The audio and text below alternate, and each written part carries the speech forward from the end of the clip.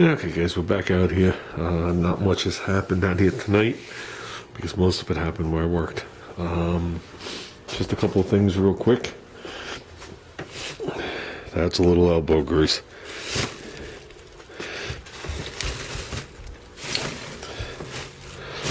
Okay. For anybody that doesn't know what they're looking at,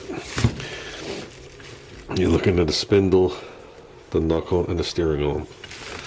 That's where the lower ball joint goes, upper ball joint. This one is the right-hand side. It's labeled. And this is the bracket where the caliber goes. This one is the left-hand side. So a little bit of elbow grease goes a long way. So this one's the left side, so this would go right back here. Just like this. Okay. Made up a long list, and when I'm done with the video, we'll make it place in a pretty big order. What's going to be coming? Brand new rotors are coming. Brand new brake lines are coming. V8 springs are coming. Spring perch bushings, urethane from Scott Drake are coming. Thank God these match a Mustang. Ball joints are coming. Low control arm bushings are coming. Rear rotors are coming.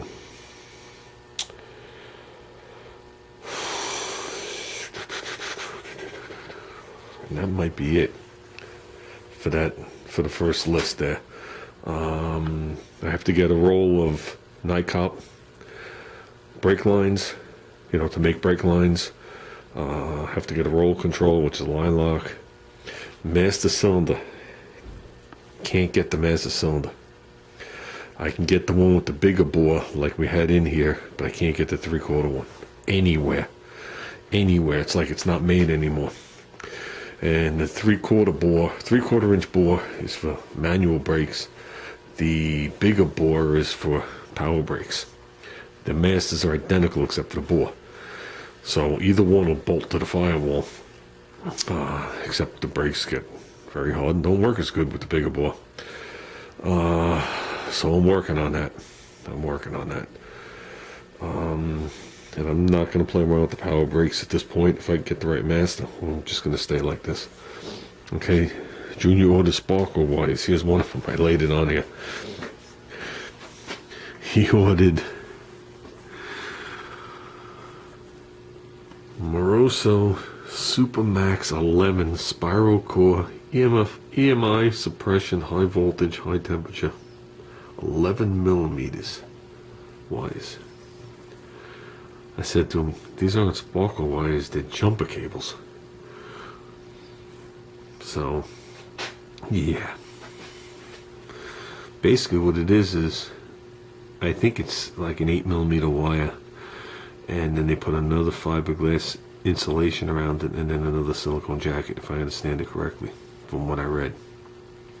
So there's a lot of insulation in there. The center, that dot that you're looking at, isn't the conductor. That's like a Kevlar core, and spun around the Kevlar core is 2 layers of stainless steel spiral, and that's where the current comes through. So definitely a nice set of wires. Yeah, these things are big. They're big. They don't fit the thing big. So straight boots on the bottom, but they are bendable to a point. I forgot how many degrees you can bend them, but I need them as straight. The word is one off. Huh. See that? I might have to contact them. But that doesn't matter. Yeah, universal set, so I'll be out here having a joy of a time making the wires. I gotta decide where you're gonna run them. So once you cut them, that's it. So we gotta get oil and the additive, and I told Junior a couple of jumper wires here, there, and everywhere, and I'll let them fill up the bowls, and we'll kick it off and let it run for as long as what's in the bowls. just to make sure the ignition is all good. And that made him happy. Can't wait for that day.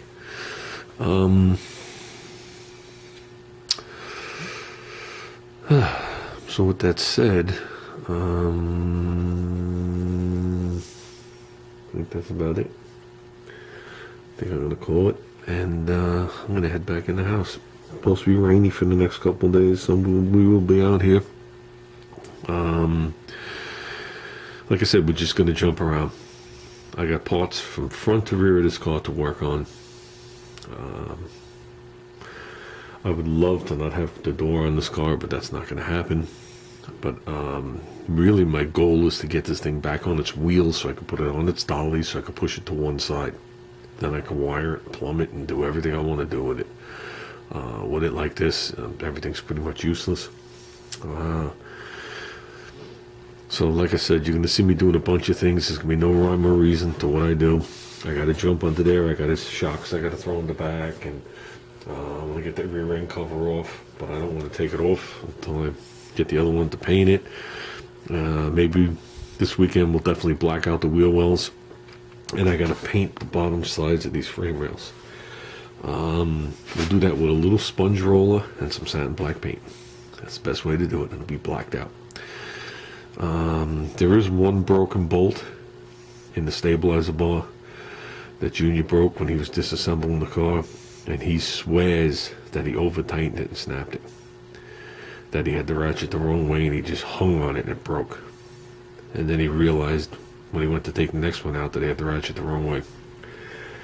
So I guess he didn't know about Lefty Lucy. He just knows about tighty make daddy's day miserable. So we'll see how that works out. Like I said, you guys have seen me over the years. There's no rust in any of the bolts on this car, so everything comes right out. So when it broke, I had a feeling he went the wrong way. So hopefully we could just drill right into it and just pull it right out without it being a total pain in the ass. And I'm getting rear rotors too. I don't know if I said that for the Explorer rear. We'll get the rear rotors for this too while we're making the shipment. Parts order. They're cheap. They're $10 a piece. I wasn't so lucky on the front rotors. And it's a shame too because I took the whole assemblies to work, and when I slid the calipers off, I remembered I just put factory NOS pads on the front of this thing. I don't know if you guys remember that. They were sitting under my seat for years, and I needed brakes. And I was like, let me just use these.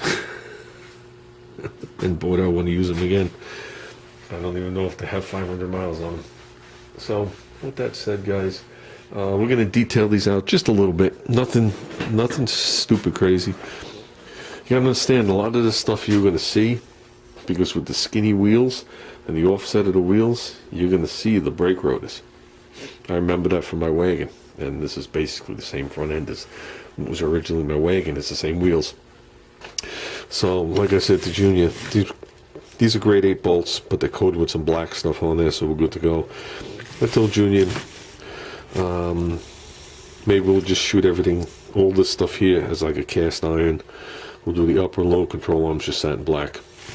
And, you know, the new ball joints and the new castellated nuts, leave them whatever color they are, and it'd be nice. You know, new castellated nuts on the tire ends just to add a little with the new cotter pins. Just a little touch. Not like you just went under there, just on it, spray them. And I think we'll be good. And for all you non-AMC guys out there, this plate right here is all it takes to convert from drum to disc. Is this right here. And longer bolts. So if you had drum, you just take the spindle off the knuckle, and whatever this particular bracket fits, because there's many different ones, is what calibers you buy. And there's also the tin dust shield that's not going back on. I don't put those on. Daily driver, yes. Car like this, no. Keep the rotors out in the air, keep them cool. The wheels are solid. You know, there's no ventilation. So even my wagon has nothing. I just keep the rotors wide out and right out in the air. And that's it. The lower control arms are mostly cleaned. I just got the spoo off, just like these over here, and that's as far as I went with them. And okay, guys. So we will be working. So okay, I'm out of here, guys.